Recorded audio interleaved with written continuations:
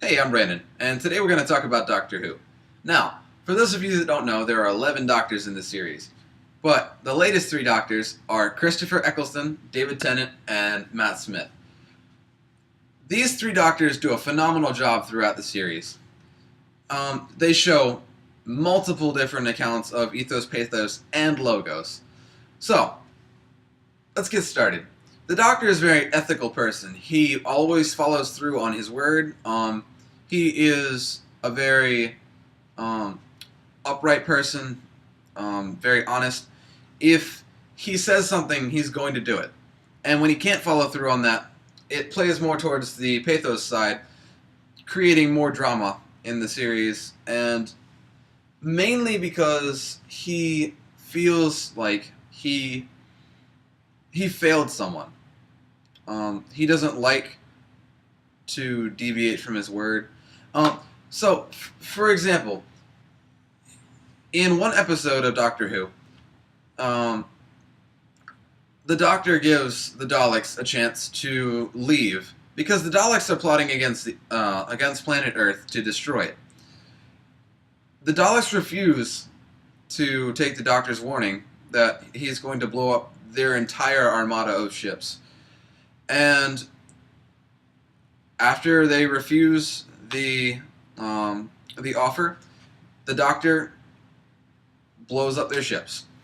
So he gives them a chance and a choice to not have to be the bad people. That's one thing that he's always trying to do. He's always trying to teach people. He's always trying to get people to do the right thing. And that plays a huge part into his ethics. Now, let's talk about pathos. A lot of romantic drama and death and love and compassion in Doctor Who. An example of this would be when, I think it's the third season, Doctor Who loses Rose, his companion, one of his 5 companions throughout the entire Doctor Who series. He loses Rose for the last time. It's the last time that he gets to see her because she falls through a rift in time. And he can't open the rift in time again, or space it'll let the Cybermen back through, and space will consume itself because it's a paradox. And a paradox tears a rift in time and space, and when they collide, it destroys everything.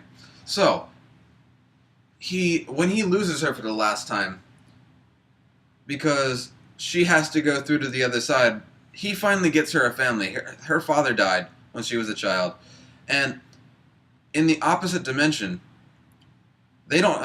Her mother and father don't have a child, but when she goes through to the other side, she's with her. Her mom dies in the paradox, and her father is still alive.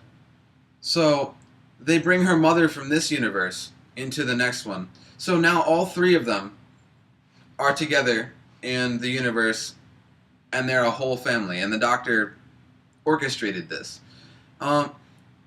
He really cared about Rose, and it was one of his favorite companions so far. So it shows that he shows compassion and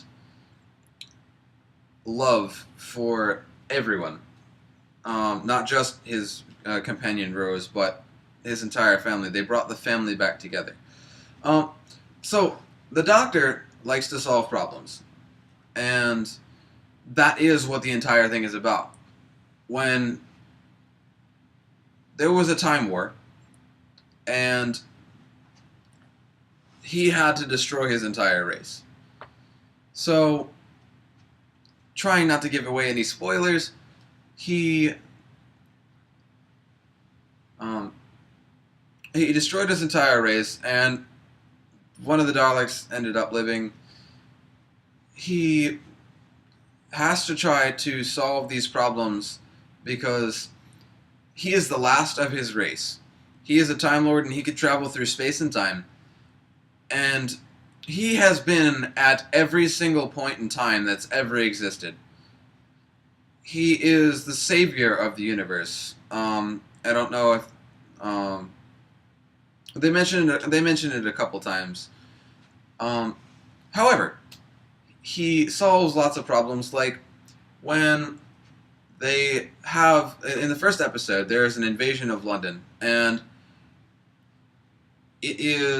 London is taken over by mannequin, anything that's plastic.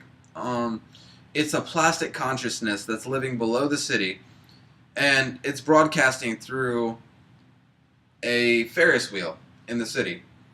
So when he finds this out for the first, this is the first episode, like I said, and when he meets Rose, they both get together, and he's already solving the puzzle. He's trying to figure out where these plastic mannequins are coming from, and then he uses every bit of his logic. He uses Rose's logic and her ability to solve problems to get through the episode. And that is a large part of the Doctor's companions. The Doctor's companions all build into the story because the Doctor wants to find smart, energetic, pleasant people to be around. And they generally, he wants them to be like that because he gets into a lot of trouble himself because he can't always handle things. So he tries to find the smartest people that he can to realize that he needs help and to be able to solve the problems that he can. So that is, without giving any spoilers away, there's as few as I possibly can. That is my overview of Doctor Who, and thank you for watching.